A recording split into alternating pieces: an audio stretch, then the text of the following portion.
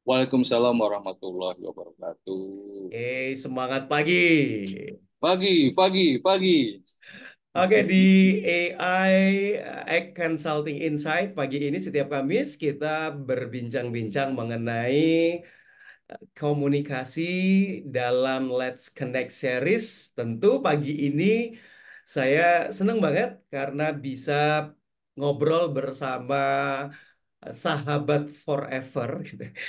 Karena tadi ada yang WA gini, Her. Katanya, oh sama sahabat lamanya ya? Bukan dong, sahabat forever, saya bilang gitu. Yang lama banget nggak ketemu. Oke, dan insya Allah pagi ini kita live di Egg Consulting di channel YouTube. Dan pagi ini saya bersama teman saya dari mungkin hampir 20 tahun yang lalu, ada Heri Fahrur Rizal. Ya, yang hari ini kita akan ngobrol-ngobrol seputar communication in a community karena memang Harry sendiri adalah seorang community enthusiast dan juga seorang co-founder, right? And CEO dari Community. Oke. Gimana kabarnya hari ini? Hari ini baik di rumah orang tua di Subang rada mendung. Jakarta gimana? Mendung nggak? Sama. Ya. Oh, memang masih Seperti musimnya biasa. ya. Ya, oke, di Subang, ya kan? Subang itu kan kayaknya ya tengahnya antara apa namanya? Bandung dan Jakarta, ya Iya. kan? So, tentu kalau berbicara tentang Bandung, berbicara tentang Jakarta, berbicara tentang banyak sekali apa kelompok-kelompok orang atau community ya, Her, ya. So, eh, apa dari sudut pandangnya seorang Heri Farul Rizal sebagai seorang penggiat community, seperti apa di dalam komunitas tersebut, dalam berkomunikasi, atau mungkin juga dalam menyebarkan banyak hal, banyak ilmu melalui komunitasnya. Karena pas juga nih hari ini tanggal 2 Mei kita di Hari Pendidikan ya. Oke, so please introduce yourself, Her. Thank you Randy. Selamat pagi. Assalamualaikum warahmatullahi wabarakatuh. Saya menyebutnya Pak teman-teman, sahabat-sahabat atau ACT apa? Ada panggilan khusus nggak? Nah, ya. Sama Teman-teman kita semua, ya. Hmm. teman-teman semua, perkenalkan nama saya Heri Fahru Rizal, tetapi saya ingin memperkenalkan diri melalui slide yang sudah saya siapkan. Sudah boleh, Red? Ya, boleh silakan. Ini mau dimatiin dulu. Apa tadi sih? Katanya ada kode. Oh, ntar di-cut aja ya. Tuh. Oke.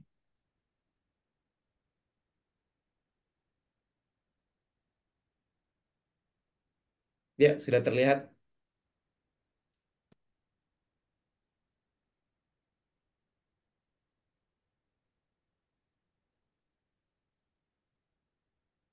Sudah muncul, teman-teman?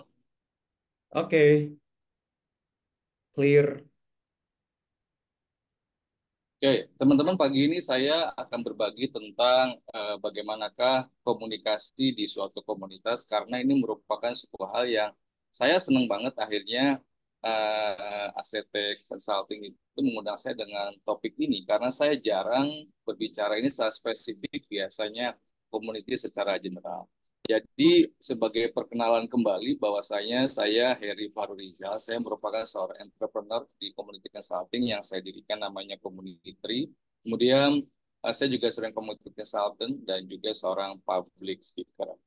Eh, saya merupakan orang Indonesia pertama yang mendapatkan sertifikasi ini. Ini merupakan sebuah sertifikasi bagi siapapun yang ingin mendalami ilmu community management dikeluarkan oleh sebuah lembaga dari Amerika. Dan saya memperoleh ini pada tahun 2021, persis ketika saya sedang penyembuhan kena COVID-19. Jadi ketika orang Wow. COVID-19 menghabiskan waktunya di ranjang buat sebutlah mungkin rebahan atau baca buku atau nonton Netflix mungkin ya. Saya menyelesaikan sertifikasi ini dan thank God beres COVID ya akhirnya saya mendapatkan sertifikasi semacam blessing in disguise lah ya.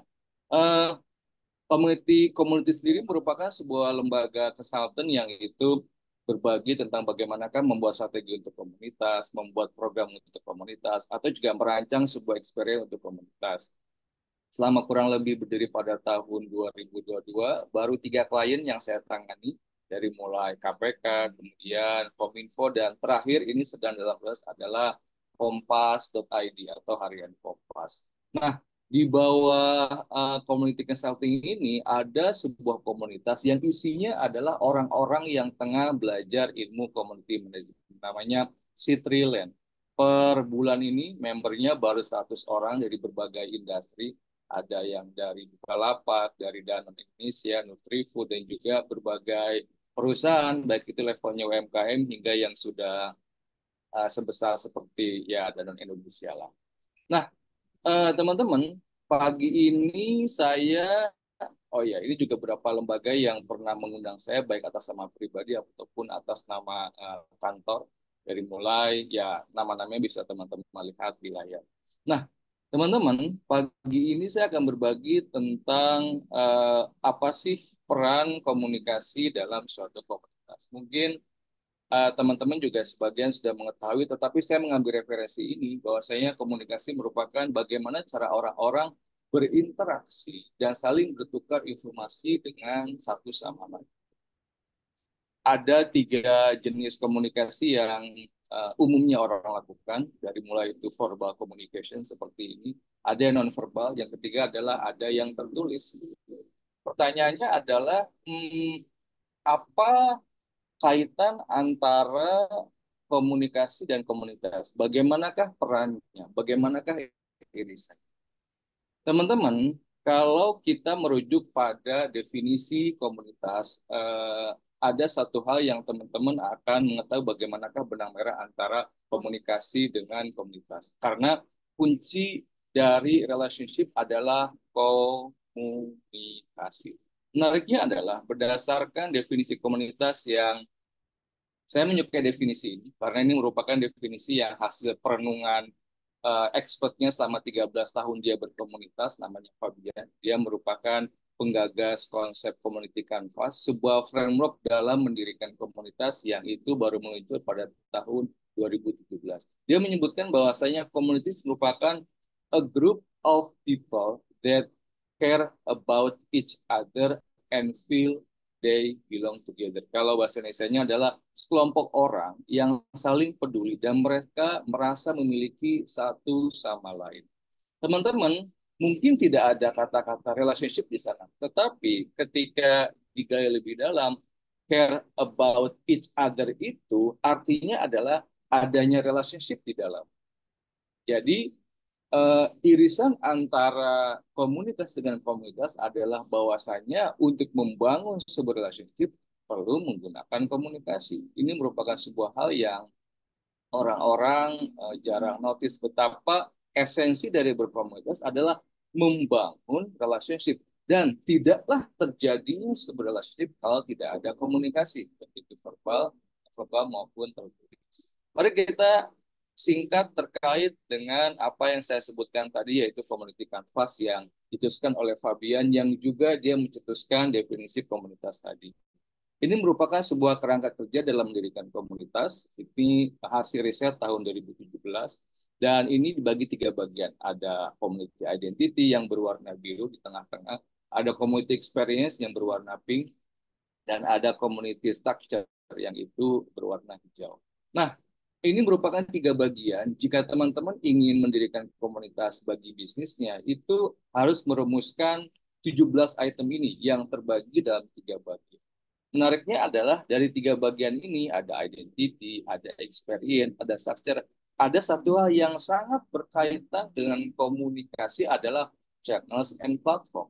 Kenapa demikian? Karena untuk berkomunikasi, khususnya konteksnya adalah online community, itu perlu memiliki sebuah channel atau platform yang tertentu atau tools yang digunakan.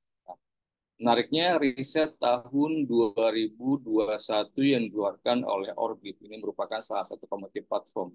Dia meluncurkan sebuah riset bahwasanya kalau konteksnya adalah tools buat berkomunikasi, ada 4 tools yang digunakan oleh mereka yang mengelola komunitas. Yang pertama adalah Slack, itu rankingnya 41%.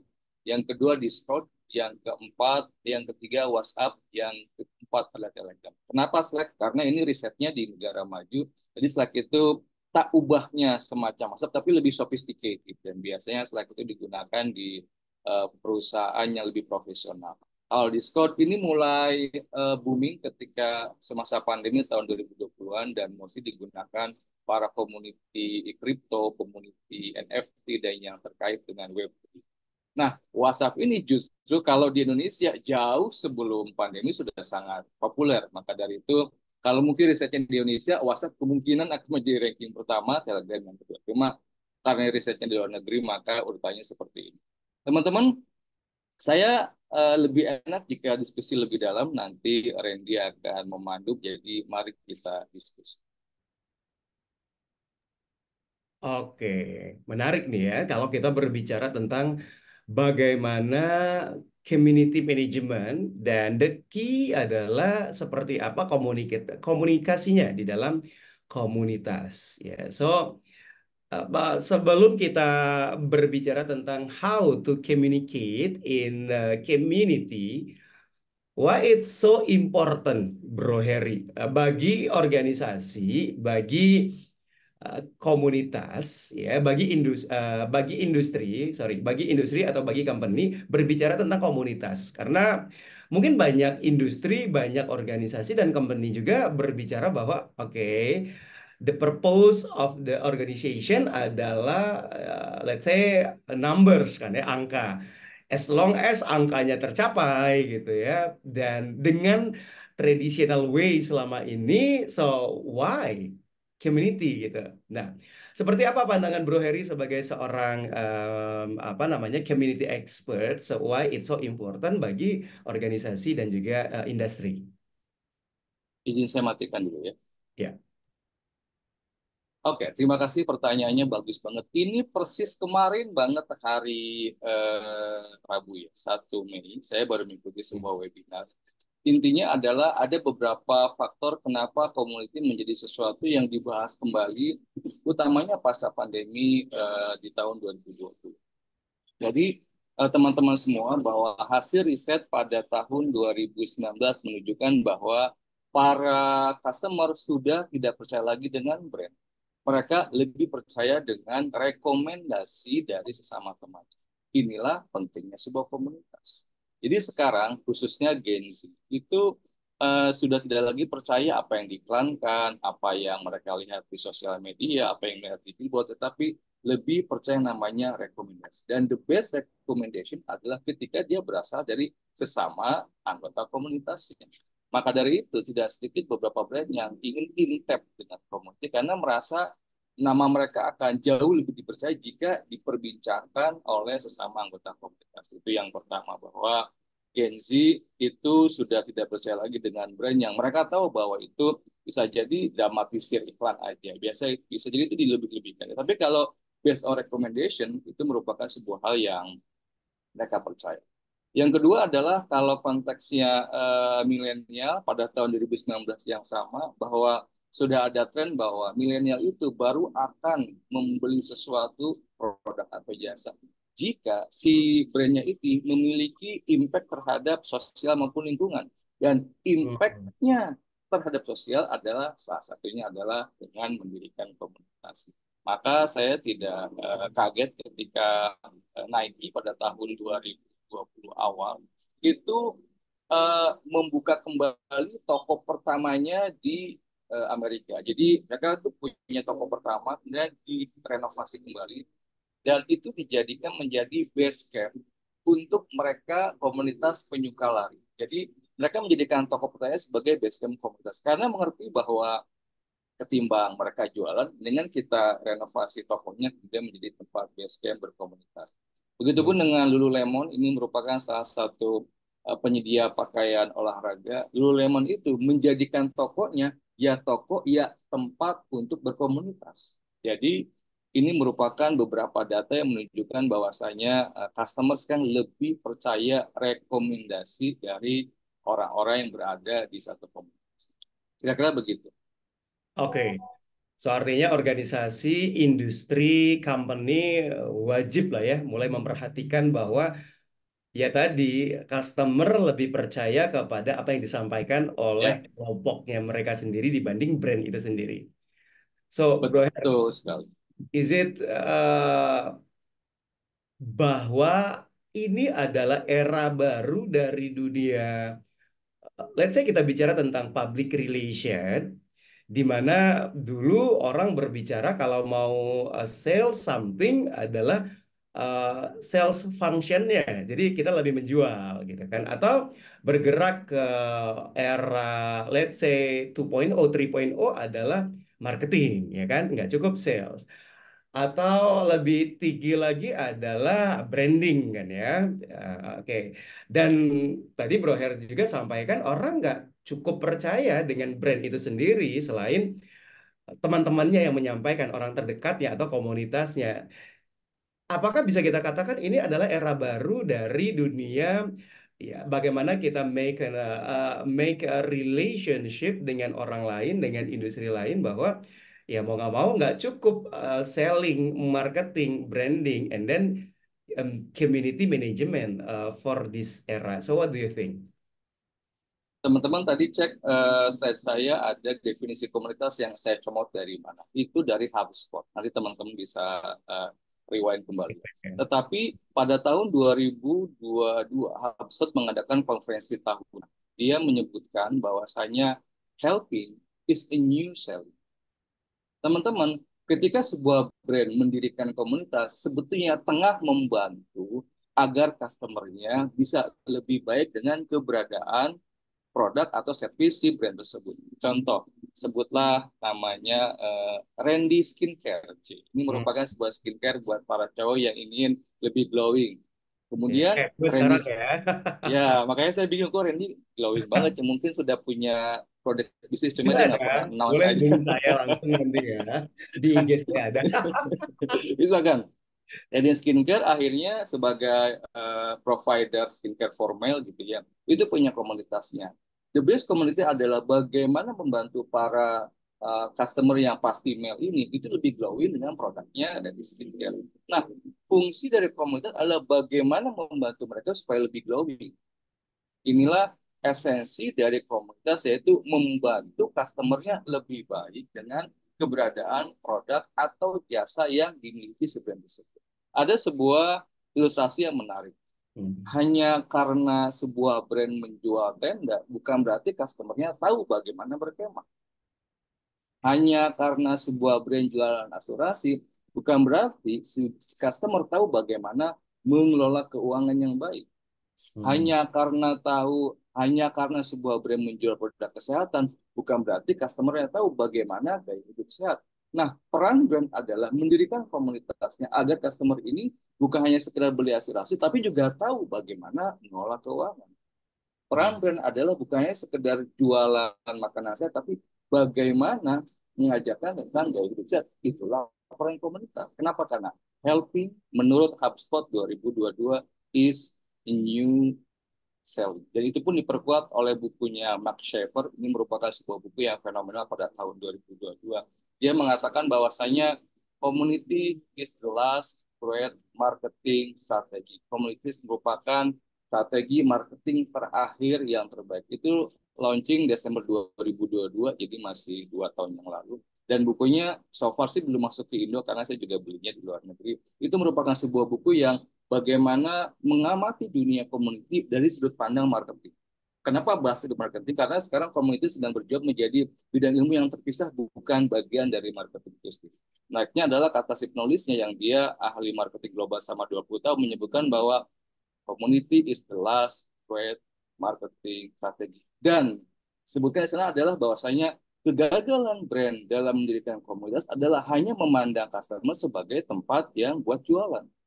Padahal yang terpenting adalah bagaimana bisa membantu mereka. Simpelnya gini deh, kalau customer sudah terbeli hatinya, pasti dia beli tuh produk sama jasanya.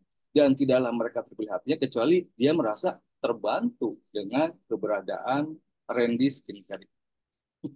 Oke, oke. So, This is the new age of exactly. marketing, sales, ya, Ya, ya, PR. Dan kalau dulu kita bicara 1.0 sales, 2.0 marketing, 3.0 branding, 4.0, 5.0, 6.0, and then ya, for now kita berbicara tentang ya tadi bahwa customer itu bukan untuk sales aja gitu ya. Justru sales itu adalah how to helping people. Am I right? exactly, Oke, so exactly. ini sejalan sih dengan di saya mengajarkan tentang services gitu ya. Sama. Mm-mm. The key, the principle of services itu adalah how to helping people, right? The key dalam menjual itu berarti nggak bisa juga kita menganggap si customer ini adalah objek untuk kita menjual, menjual, promote gitu ya. Ya, Tapi apa ya bagaimana kita memberikan nilai tambah, membantu mereka untuk nilai tambah dalam hidup mereka pun bertambah gitu ya, value betul. hidup mereka. Oke, so ini kan hal penting ya, berarti organisasi company mulai berpikir tentang community management gitu ya. Oke, apa prinsip utama dalam memanage komunitas ini, Bro Her? Sebelum kita berbicara how to communicate in a community. So, the basic principle dalam community management itu apa sih?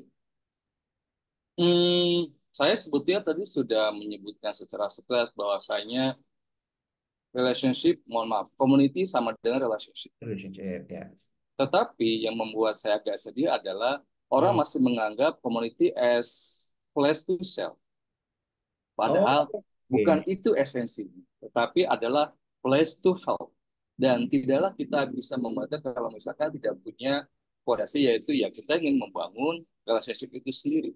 Maka hasil dari deklarasi komunitas pada tahun 2021 menyebutkan bahwa peran sebuah lembaga adalah bagaimana membangun deep relationship dengan para anggota komunitas. Itu yang ya suatu hal yang banyak perubahan, utamanya pasca pandemi. Jadi sejarahnya begitu. Ketika pandemi tahun 2020 kemudian dianggap sudah 2023 gitu ya. Kan kita mengetahui ketika itu dan kita juga mengalami ada namanya PSBB, social distancing, work from home, work from anywhere, yang membuat orang tidak lagi terhubung dengan sesama manusia. Kurang lebih 3 tahun orang tanda kutip ya di karantina di rumahnya masing-masing. Teman-teman risetnya adalah setelah 3 tahun orang rindu terhubung lagi dengan sesama manusia. Hmm. Orang rindu untuk bagaimana mendapatkan sentuhan manusia. Maka ketika Clubhouse, sebuah aplikasi base audio yang muncul pada tahun 2021 itu booming karena orang rindu ketemuan dan juga mendengarkan suara manusia.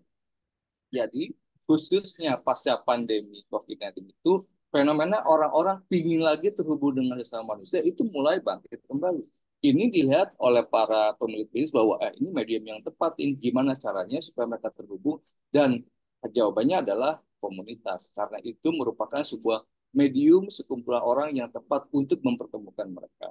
Maka khususnya ya ini semenjak pandemi kenapa komunitas lagi-lagi dibahas kembali karena memang orang mulai craving dengan terkoneksi dengan sesama manusia, tetapi brand cerdas. Oke, nggak hanya ketemu ya, ada proses bisnisnya ya, tetapi kita menggunakan framework yang baru. Nah, saya lebih tepat jika, yuk frameworknya apa aja nih, kerangka kerjanya apa. Jadi supaya mereka bertemu dan merasa, tanda kutip ya, nggak merasa diperah sebagai jualannya brand, nggak merasa ini hanya akal-akal marketingnya, tapi benar-benar pure membangun supaya terjadinya relasi dan proses saling membantu itu terjadi. Si brand membantu mereka lebih baik, si customer membantu brand dengan membeli produk. Itu sih yang ingin lebih enak didiskusikan adalah apa aja rangka kerja yang bisa gunakan supaya ini win-win solution. Tidak merasa diperas sama brand, tapi istilahnya brand juga nggak merasa boncos karena budgetnya kok ini kayaknya buat support promo tapi kok nggak ada ROI-nya ya. Itu sih yang lebih enak jika kita diskusikan pagi begitu. Oke, so artinya antara brand dan juga customer, komunitas ini ada kind of win-win ya. Jangan Exactly. tadi sih menarik kalau Bro Heri sampaikan, jangan sampai yes kita sebutnya komunitas, kita punya komunitas, tapi kita peruntukkan untuk jualan aja gitu ya. So, Ya itu uh, Indonesia banget sih. ini Indonesia banget. Apakah yang Bro Heri lihat memang demikian, sedemikian parahkah? Atau sehingga menjadikan quote and quote community ini kayak alasan aja sehingga banyak, saya nggak tahu deh apakah ada korelasinya antara, kan banyak tuh kalau kita lihat CSR gitu kan ya. Ya, Ya kan itu kan juga berbicara kan ya, CSR juga community kan ya. Tapi kadang kita lihat di situ justru betul tadi, tumpangannya si brand, bahkan tidak sedikit yang menggunakan CSR atau menggunakan apa namanya, menghimpun masyarakat atau menghimpun sumber dayanya komunitas, bahkan menghimpun uangnya komunitas dengan alasan untuk membantu komunitas tertentu. And then yang parahnya adalah dia come out dengan dia membantu komunitas tertentu dari komunitas yang lain, let's say dari masyarakat yang banyak ini kepada komunitas tertentu.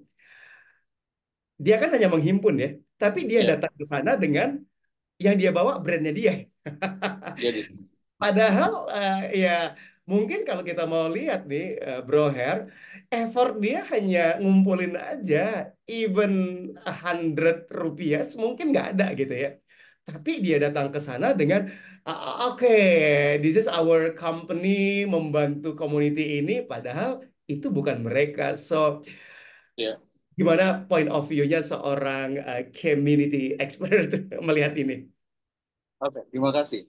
Tadi ada satu kata yang saya tergelitik, masyarakat. Bedakan antara masyarakat, tribe, fan, audience, community. Itu merupakan jenis-jenis sekelompok orang yang berbeda. Ini yang orang masih bingung membedakan antara bagian-bagian. Yang Panik. pertama, masyarakat is not community. Kenapa? Karena masyarakat merupakan sekelompok orang yang dibatasi oleh garis-garis geografis dan juga kebijakan politik tertentu. Community tidak mesti, bahkan tidak ada pembatasan dia mesti sama-sama geografisnya orang Bandung misalkan, orang Jakarta misalkan, itu tidak seperti itu. Borderless lah ya. Uh, exactly. Community juga bukan tribe. Tribe merupakan sekelompok orang yang dibatasi karena ada kesamaan keturunan dan juga kesamaan bahasa juga. Jadi memang ada truth. Itu juga bukan Not community. community. Kemudian community juga bukan audiens karena audiens adalah mereka yang follow atau admire sebuah brand. Maka dari itu, ini yang sering saya sampaikan di kelas bahwasanya ketika teman-teman mengklaim follower di TikTok, di X, di Instagram dan yang lainnya, itu masih audiens, bukan community. Oke. Ketika Oke. kita berbicara fandom atau fans club, itu juga bukan community karena fans merupakan orang yang like aja fans atau brand. Hmm. Jadi hal Hmm. yang basic ini di Indonesia itu masih campur aduk. Itu Ya, yang benar-benar. menyebabkan kenapa ada orang yang gue udah ngumpulin orang kok, gue udah no no no no no. When we talk about community, kita mesti memastikan satu, dianya concern, dia sadar memang mau join dengan the community itself. Yang kedua adalah itu ada share identity, kesamaan identitas. Hmm. Misalkan sama-sama menyukai buku sastra, sama-sama menyukai politik. Kalau konteksnya di komunitas saya, sama-sama sedang belajar ilmu komunitas. Yang Hmm. ketiga adalah ada relationship di dalamnya.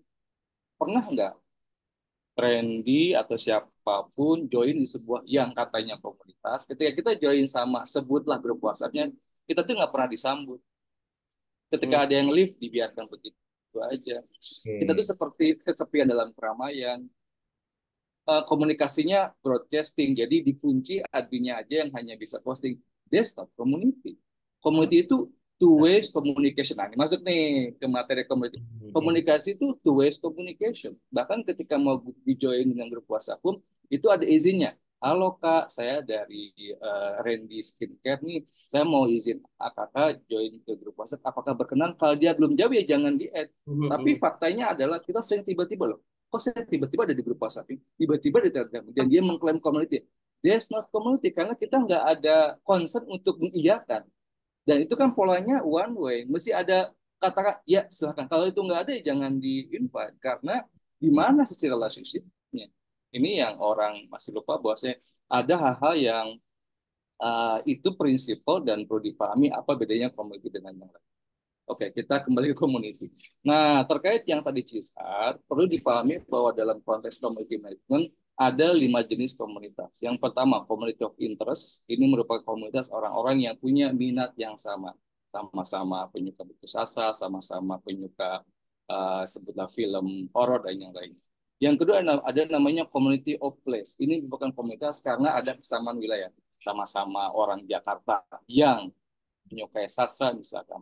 Yang ketiga ada namanya adalah community of circumstance. Ini merupakan sebuah komunitas yang dipertemukan dengan kesamaan kondisi. Misalkan sama-sama pengidap kanker, sama-sama single moms. Karena saya juga ada member yang itu memiliki komunitas isinya para single moms, para janda. Itu juga masuknya ke community of circumstance. Yang keempat ada namanya community of action. Ini merupakan sebuah komunitas yang punya tujuannya mengubah sesuatu. Yang kelima ada yang namanya community of practice. Ini merupakan komunitas yang sama-sama sedang belajar sesuatu. Ini komunitas seperti saya sih. Pertanyaannya adalah ketika CSL itu membuat komunitas, yang mana yang tengah dia buat? Apakah interest, apakah action, apakah place, apakah circumstances atau seterusnya. Karena tiap jenis itu punya pendekatan yang berbeda. Menariknya adalah 5 jenis komunitas ini bisa hybrid, maksudnya bisa kombinasi. Jadi kombinasi antara interest dengan action, place dengan action, dan seterusnya. Ini ilustrasi yang sering saya ceritakan di kelas. Kalau ada komunitas isinya para mahasiswa yang sedang belajar ilmu entrepreneurship tetapi dia belum berwirausaha, maka masih interest. Lalu dia juga belum jadi wirausaha. Dan jika ada komunitas isinya adalah para wirausaha yang sedang belajar bagaimana menjadi wirausaha yang baik, itu komunitas of practice karena dia udah jadi wirausaha. Kalau ada komunitas yang isinya adalah pengusaha dari Jakarta aja, itu community of place karena dibatasi dengan wilayah Jakarta. Kalau ada komunitas yang misalkan saya pernah bertemu dengan sebuah komunitas Muslim yang sedang keluar dari transaksi riba, itu namanya community of action karena ada yang diubah. Yang kelima, kalau misalkan ada komunitas yang sama-sama sedang keluar dari suatu hal yang sama, misalkan ada sebuah komunitas yang sama-sama ini merupakan mereka adalah korban penipuan tertentu, itu community of circumstance. Jadi komunitas pengusaha pun ada 5 jenis yang berbeda. Apakah ini interest, apakah place, apakah action, apakah circumstance atau practice. Jadi itu saja sudah menunjukkan bahwa komunitas sudah sangat berkembang pun jenisnya berbeda dan itu pendekatannya berbeda. Alright, thank you. So kita perlu melihat ya, what is community. Kita perlu paham kita nih termasuk yang mana nih, gitu ya. Berarti kalau di Instagram, contoh ya, Ya, followers is not community, ya, right? ya, Uh, belum. yang like kita juga it's not community. Ya, belum. What about channel? Itu udah masuk community belum? Channelnya di IG yang kita buat misalnya. Oke. Channel di IG itu kan sifatnya one way broadcasting. Jadi ya belum Okay, community. so not ya. So the key is a relationship. Ya, betul ya. One of them, one of them. One of them. Dan juga tadi kalau bisa saya simpulkan adalah untuk menjadi member of community ini adalah sifatnya voluntary juga ya dari si calon. Exactly. Bener ya. Jadi Ya. that's why tadi Heri sampaikan ya kita harus open communication, kita harus izin dulu kalau mereka dengan sukarela bergabung dan mereka menjadi member sesuai dengan dari jenis-jenis community tadi, that's community, ya kan? Tapi Ya. kalau tiba-tiba udah bergabung di grup WhatsApp kayaknya itu bukan community ya. Walaupun Itu judul maksa minity WAG-nya, ya. walaupun judul WAG-nya community. Iya, Dan itu banyak banget ya. sangat. Sangat. Masih ada orang atau lembaga yang menjadikan community as buzzword. Buat seru-seruan aja, tapi nggak tahu esensinya. Mhm. Tiba-tiba, welcome to our community, terus everyday itu dia jualan, tapi one way communication. Saya mikir, di mana sisi community-nya? When Ya. you claim community, you need two ways communication. Teman-teman, boleh nggak tiap sini saya izin promo? Itu tuh ada komunikasi begitu, memastikan bahwa para sebutlah orang-orang yang kalau konteksnya WhatsApp ya di grup WhatsApp itu nyaman. Kita polling yuk siapa yang nyaman Senin kita jualan. Itu kan bisa kita ketahuan suara mereka. Jadi Hmm, memang uh, ya kita fokus di communication ya, bahwa salah ya. satu perbedaan antara community dengan non community adalah two ways communication. Ini merupakan sebuah hal yang orang tuh entah lupa entah nggak tahu bahwasanya one way atau broadcasting yang di channel Instagram itu is not community. Itu belum membuat sebuah, ya jika itu merupakan awal, tapi next stepnya how, yaitu kumpulkan mereka in another channel yang bisa two ways communication. Oke, ya. Ini bicara ke community, bicara komunikasi, ini kind of topik yang menarik yang perlu kita bahas. Kayak kita perlu bahas berbab-bab nih. Ya, offline atau online, ya langsung atau tidak langsung. But di dalam waktu yang terbatas ini, Herso, let's say untuk mengkomunikasikan sebuah komunitas gitu ya di dalam bagaimana kita berkomunikasi di dalam sebuah community. Mungkin dari awal nih, dari awal sebelum komunitas itu sendiri terbentuk, sampai dia terbentuk, kemudian bagaimana kita memaintain dan dia running well si komunitas ini. Dari sisi kita melakukan komunikasinya seperti apa ya, Her? Selain tadi ya, memang key-nya, one of key-nya adalah relation, two-way communication, but tipsnya gitu, how to do kita membangun, membuat, mendevelop sebuah komunitas ini dalam tips singkat dari awal banget deh, dari biar kita nggak salah nih, kita wah ini bener nih, ini komunitas bukan sekedar kumpulan orang yang berada dalam sebuah grup WhatsApp gitu kan ya. Nah, dari awal nih sampai terbentuk sampai kita maintain itu dari sisi komunikasinya seperti apa ya tipsnya? Oke, izin saya pakai slide yang tadi supaya ada gambaran global. Karena dengan waktu yang singkat ini agak lumayan kepepet juga. Tapi saya akan tampilin slide-nya supaya teman-teman dapat konteks. Udah muncul? Yes, clear. Saya ambil contoh klien saya Kominfo tahun lalu ketika mereka ingin membuat sebuah komunitas. Sebagai konteks, mereka merupakan sebuah mereka tuh punya program namanya Bakti. Bakti merupakan sebuah program di mana memberdayakan masyarakat di daerah 3T, terluar, terdepan, tertinggal. Sebutlah Papua, NTB, dan daerah 3T yang lain. Mereka selama 2 tahun sejak 2020 hingga 2023 kemarin itu punya program pemberdayaan masyarakat 3D sehingga melahirkan kurang lebih 20.000 alumni.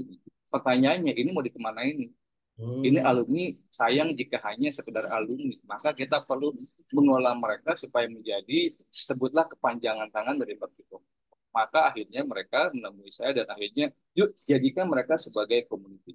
But how to communicate bahwasanya 20.000 orang ini akan dijadikan komunitas. Maka langkah pertama ketika itu adalah kami ngeblas informasi ke para alumni bahwa teman-teman ketika itu kebetulan sudah punya grup WhatsApp-nya masing-masing, tapi belum diklaim sebagai community ya, lebih kepada grup komunikasi dan koordinasi para alumni. Kemudian dikomunikasikan teman-teman, grup ini akan dibuat sebuah komunitas, maka dari itu kami mengundang teman-teman untuk mengikuti sosialisasi di sebuah webinar. Akhirnya ketika itu kami ngeblas informasi itu ke 20.000 orang dan yang terjaring itu kurang lebih ada 1.500-an. Oke, saya siap. Kemudian kita membaginya ke dalam beberapa batch untuk sosialisasi karena kita ketika itu agak kewalahan jika in one webinar langsung semua tersampaikan gitu sosialisasi. Pada saat itu, tim saya itu mensosialisasikan apa sih konsep komunitas bakti ini. Kita jelasin what-nya apa, why-nya apa, benefit-nya apa. Ada satu hal yang menarik bahwasanya kami bilang komunitas ini nggak akan ngasih amplop ya, karena pihak bakti itu curhat sebelumnya kami itu mesti ngamplopin tanda kutip ya, ngamplopin para alumni untuk ikut acara follow up kami, entah itu ada webinar lagi, ada workshop lagi, dan itu sangat tidak mendidik. Teman-teman, satu key yang perlu digarisbawahi adalah memberikan insentif berupa fresh money is not good for our community. Yang kedua, mahal. Ya dong, keluar duit itu kan mungkin cuma sebutlah kalau konteksnya bagi cuma uang pulsa doang 50.000. Kali 20.000 itu kan sesuatu yang angkanya udah kelihatan. Maka gimana caranya ketimbang duitnya kita serahkan ke per orang, mendingan kita buatin program. Maka ketika kami sampaikan ini nggak ada duitnya, itu drop. itu menjadi kurang lebih 150 orang. Jauh banget kan. Wow. Kemudian setelah drop, oke teman-teman, selamat. Nanti setelah 150 orang ini terkumpul, teman-teman ada seleksi lagi ya. Kenapa Hmm. demikian? Sebelum mendirikan komunitas, teman-teman mesti memperhatikan namanya founding members. Founding members merupakan member-member awal yang itu akan membantu si brand atau si lembaga dalam mendirikan dan mengelola komunitasnya. Ingat, teman-teman, kalau konteksnya komunitas adalah bukan membangun komunitas untuk mereka, tapi juga dengan mereka. Ini Oke, yang orang lupa bahwa, saya potong iya, sedikit nih. Means silakan. kalau kita berbicara tentang komunitas, eh, yang mengelola juga mereka ya.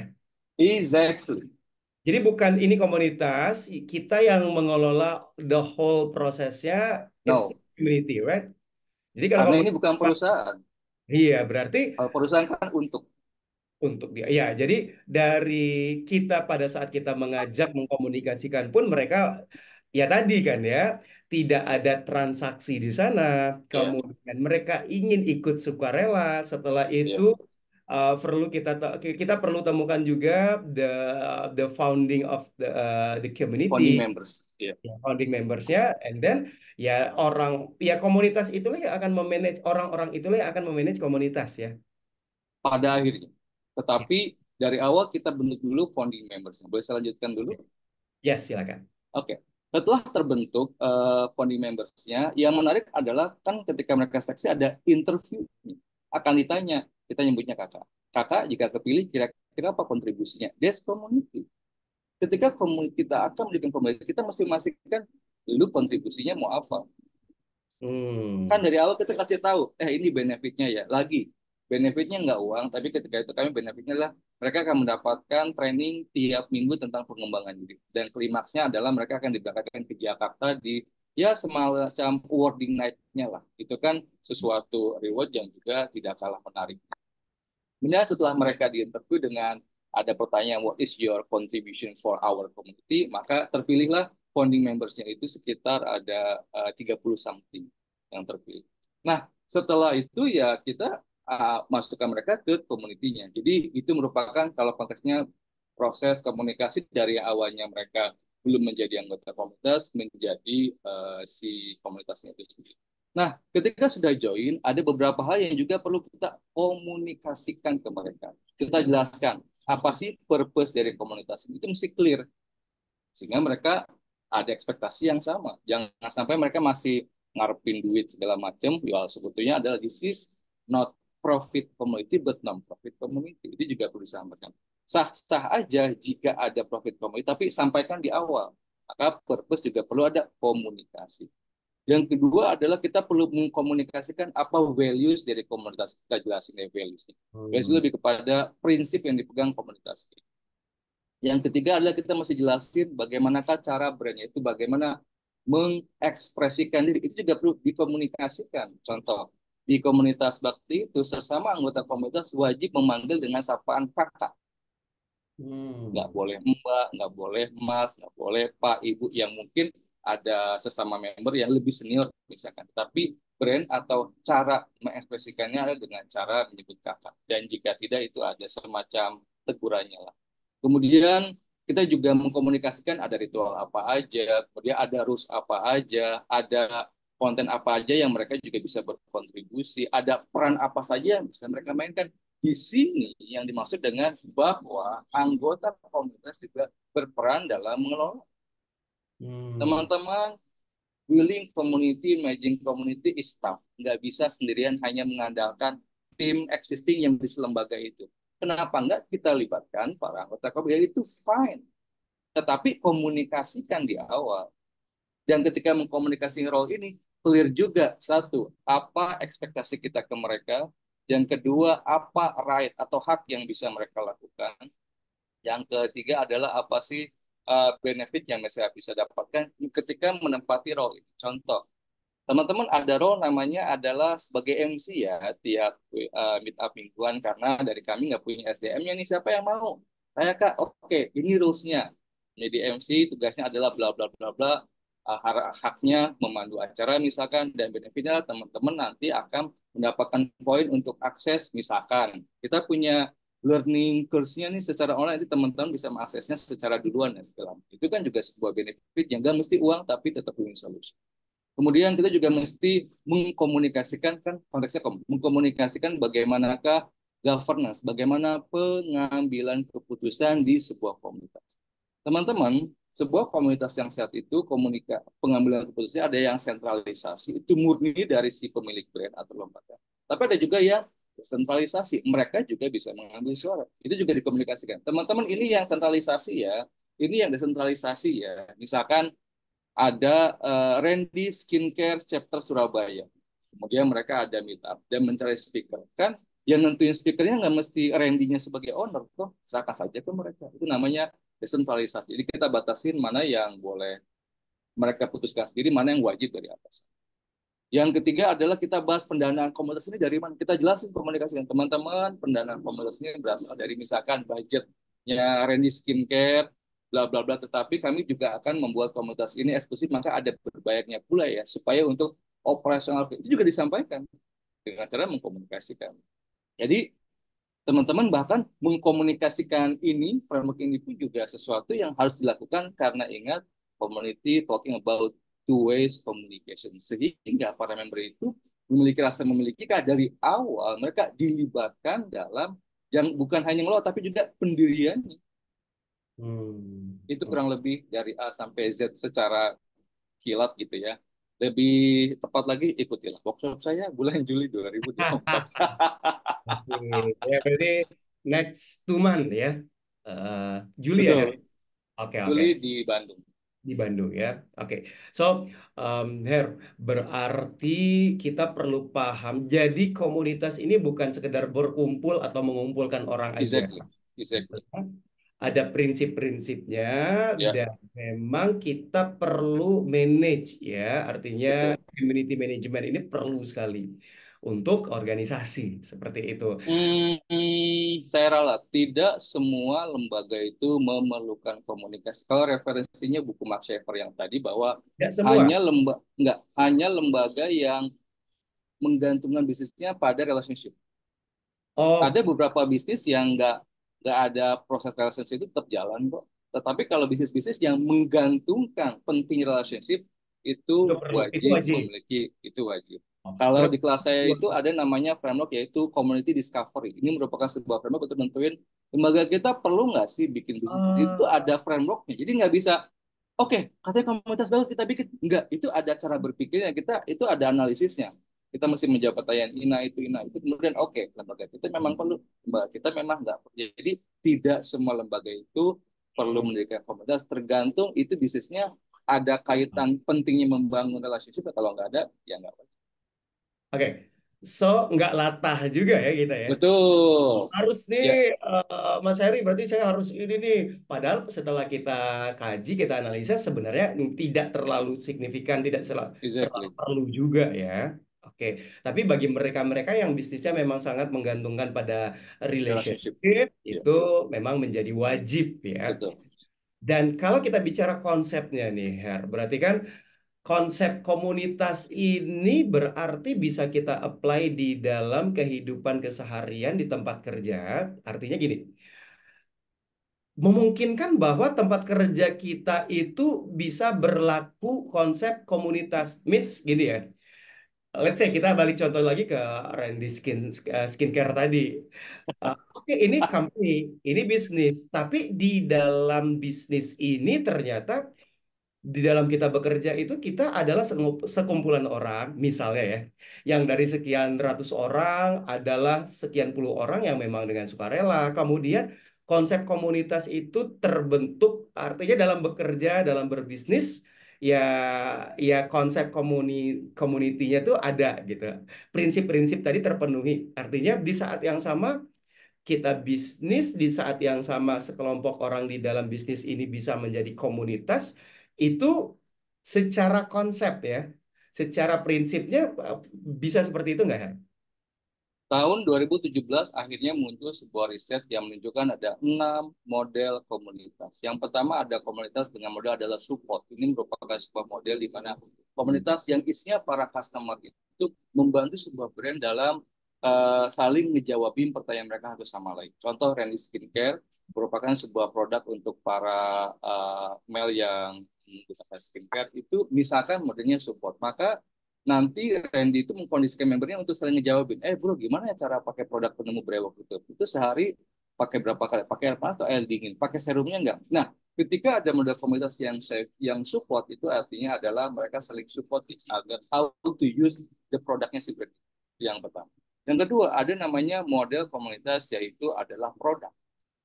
Sorry, oke, iya tadi kan support ya. Yang kedua produk. Ini merupakan sebuah komunitas di mana para member itu memberikan ide-ide atau inovasi. Contoh, Lego itu model komunitasnya adalah produk. Kenapa? Lego itu kan punya brick-brick yang itu banyak dikreasikan. Timnya itu simple. Teman-teman, minggu ini kita punya challenge, silakan membuat susunan Lego yang sekreatif mungkin. Mereka tuh menyusun dan dilombakan. Ketika mereka mengusulkan ke Lego, ini ide gue ya, membuat Candi Borobudur, membuat sebutlah kapal finisi melalui Lego, maka itu merupakan komunitas namanya produk. Itu juga bisa menjadi salah satu pilihan. Menariknya kalau konteksnya Lego adalah misalkan, ini ada Lego yang bisa dibuat candi nih. Kita ini ya kita akuisisi ya, kita akan jual massal ya ke pabrik. Ketika idenya itu dijual, maka si pemilik idenya yang itu anggota komunitas mendapatkan profit 1% dari tiap penjualan produk. Itu kalau modelnya adalah produk. Yang ketiga ada namanya komunitas dengan model akuisisi, ini sejuta umat bang, di mana tujuan mendirikan komunitas ini adalah supaya menambah customer baru, prospek baru itu yang banyak diterapkan di Indonesia. Yang keempat ada model komunitas namanya adalah contribution. Simpelnya gini deh, Instagram, TikTok, YouTube yang bikin kontennya siapa?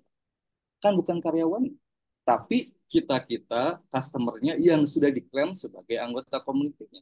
Kok tahu ketika teman-teman daftar di YouTube, TikTok, Instagram itu ada term and condition yang panjang yang kita aja males baca, itu tuh ada keterangan bahwasanya your content sudah diakui sebagai miliknya kita. Maka Hmm. Instagram, TikTok itu sangat boleh menjadikan konten kita sebagai bahan advertisingnya mereka. Hmm. Jadi ini merupakan model yang keempat, bahwasanya orang diriin komunitas supaya mendapatkan, orang nyebutnya UGC, user generated konten dari anggota komunitasnya begini. Yalah, ketimbang karyawan gue yang bikin, mendingan lu aja sebagai anggota komunitas. Cuma kita nggak sadar kan, bahwasanya kita sebetulnya lagi ngebantu si Instagram, TikTok itu Hit konten. dalam ngebuatin konten buat mereka, dan tanpa disadari, mesti di kita itu nggak dibayar loh. Tapi kita senang-senang aja.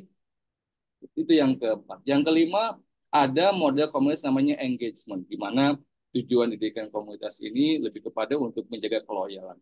Nah, disinilah komunitas karyawan itu bisa dibentuk, karena pada bagian ini dibagi dua. Ada komunitas model engagement yang internal, artinya membernya adalah si karyawannya itu sendiri, atau eksternal, membernya adalah para customernya, stakeholdernya, atau vendornya. Nah, kalau misalkan Randy Skincare ingin membuat komunitas khusus para karyawannya, itu masuk ke bagian engagement.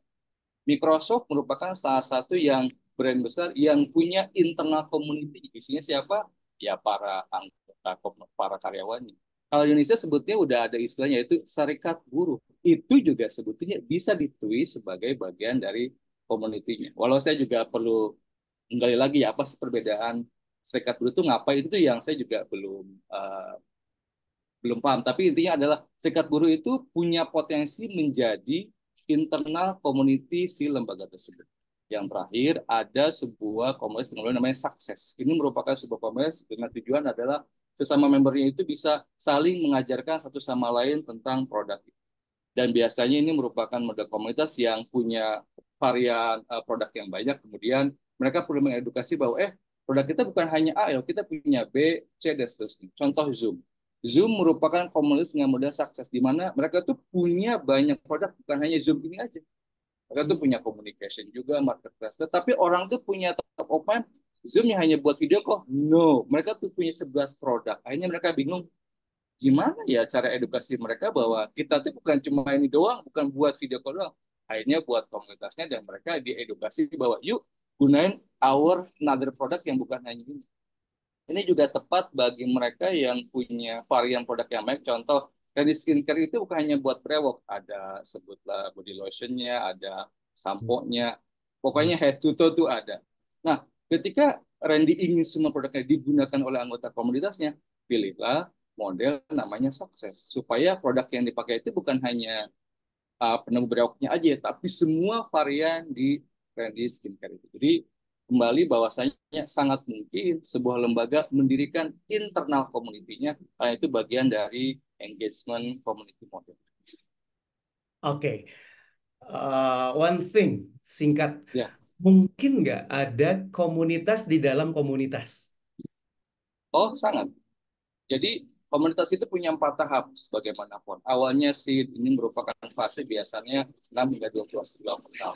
Nah, saya ngasih tahu nih, kalau masih tahap seed, jangan dulu expect membernya berkontribusi ya. Ini mah Uh, saatnya kita yang banyak kayak orang tua lah. Kita nggak bisa expect bayi langsung lari toh. Kita mesti nyontoin, gini loh cara bikin konten, gini loh cara jadi MC, gini loh cara organize event. Itu ketika tahap seed. Yang kedua, tahap growth. Ini merupakan tahap di mana komunitas sudah pada titik namanya community market fit. Jadi mengambil dari istilah bisnis namanya product market fit. Ini merupakan tahap yang begini. Komunitas kita tuh sebetulnya dibutuhin nggak sih? Itu kan perlu validasi selama 6-12 bulan. Ketika hmm. udah, oh iya dibutuhkan, kok tahu kan kita ada surveinya. Ada metrik bagaimana mengukur bahwa our community memang dibutuhkan oleh para anggota komunitas. Setelah tahap growth, maka yang ketiga tahap mature. Ini merupakan sudah yang clear. Pengurusnya, kemudian bagaimana SOP-SOP-nya, role yang bisa dimainkan, mana yang boleh diambil keputusannya oleh member atau bukan, dan yang lain. Itu udah tahap mature. Yang namanya pollination. Ini merupakan sebuah tahap penyerbukan di mana dalam community bisa ada subcommunity-nya. Misalkan ini komunitas musik. Ketika tahap pollination itu bisa ada, oke, ada komunitas musik khusus jazz. Ada khusus komunitas musik jazz tapi berasal dari Bandung, Kecamatan Sukajadi. Ketika sudah semakin niche dari big community ini, artinya dia sudah masuk tahap namanya pollination. Dan best practice-nya itu adalah jika sebuah komunitas sudah berusia 10 tahun. Karena biasanya mereka memerlukan sebuah komunitas yang lebih intimate. Dan case study yang sekarang kelihatan adalah Duolingo. Duolingo merupakan sebuah aplikasi pembelajaran bahasa asing. Dia sudah almost 10 years. Dan dia sudah tahap pollination. Tahu tidak, sekarang mereka sudah bisa mengadakan 2.600 event per bulan. Dan tahu tidak, berapakah pengurusnya di tingkat pusatnya di Amerika sana? Dan How much? 3 orang. Can you imagine dengan 3 orang aja bisa mengelola komunitas yang menggerakkan anggota komunitasnya mengadakan event 2.600 event per bulan. Idealnya bisa begitu karena udah clear semua SOP-nya, siapakah Hmm. leader tiap-tiap negaranya, karena sudah clear. Jadi sangat memungkinkan sebuah komunitas itu membantu keberadaan bisnis sebuah brand kalau udah tahap pollination. Jadi memang sebagaimana kehidupan komunitas juga ada tahap-tahapannya. Ingat, kita aja lahir nggak langsung dewasa tuh, ada bayinya, ada anak-anaknya, begitupun komunitas ada tahapannya. Dan tiap tahap ada strategi yang berbeda. Untuk tahu lebih lanjut, ikutilah workshop saya. For sure ya, next 2 month itu kayaknya nggak cukup hanya 30 menit 1 jam ya. Ini juga kita udah Ya makanya workshopnya 2 hari.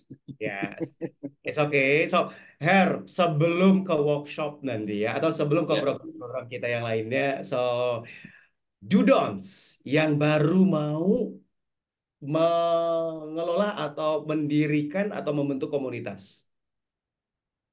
Apa nih, advice Ya, atau dari seorang community expert, apa do-nya, apa hmm, don'ts-nya, kalau teman-teman baru mau mulai nih, baru mau membentuk komunitas.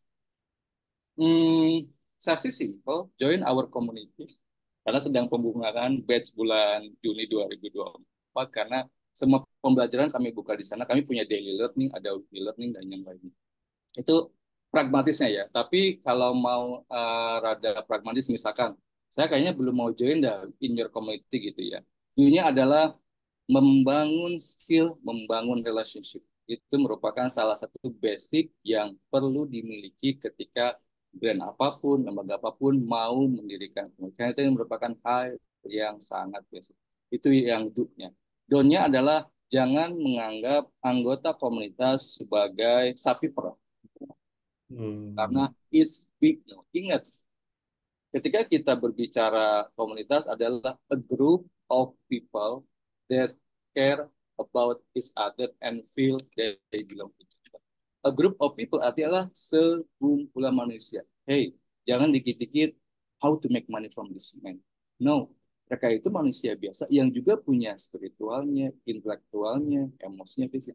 Orang bakal tahu kok ini mah komunitas tujuannya buat morotin gue doang deh. Mereka Hmm. juga punya hati. So treat them as human as possible. Yang kedua adalah care about each other. Mereka juga perlu dibangun relasinya. Yang ketiga adalah they feel belong together. Ada kesamaan identitas. Jadi yang pertama adalah tingkatkan skill membangun relasi. Yang kedua adalah jangan memandang mereka sebagai objek jualan yang bisa diperah dompetnya supaya bisa memenuhi target bisnis kita. Ingat, helping is a new selling. Alright, thank you Harry Fahrul Rizal, Community Expert. Thank you so much. Kita ngobrol-ngobrol Sama. di sesi lainnya ya. Assalamualaikum warahmatullahi wabarakatuh.